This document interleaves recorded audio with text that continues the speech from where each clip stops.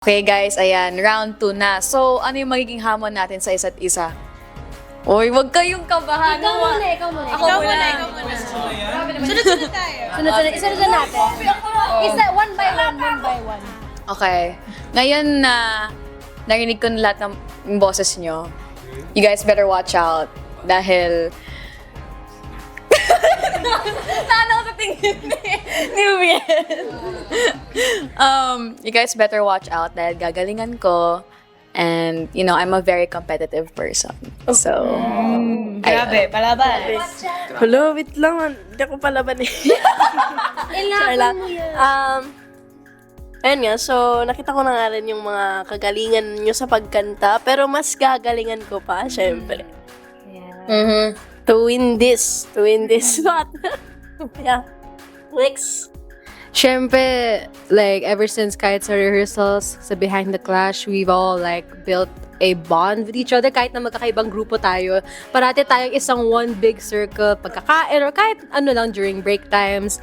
And, ayun na nga, like what they also said, ever since rehearsals din, pinapakinggan ko na yung mga boses nyo. So, alam ko na gagalingan nyo, pero I will also leave my mark in the next round.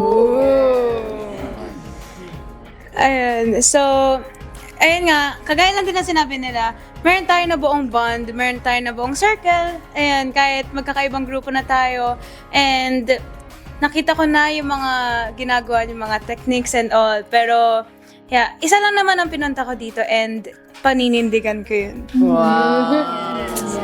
Okay. Very, very good singer. Kaya ready na ako umuwi kanina. Pero, patikim pa lang yon. May i-unleash pa si Chloe B. Tiglao! Yes.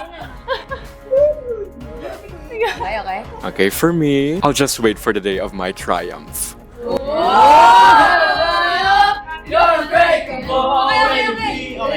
Ano, hindi niyo ako pagkasalitain? So, ito lang, ayoko na mag-sugarcoat, guys. Kasi, I just want you to know that you should give your best because I'm gonna give it my all.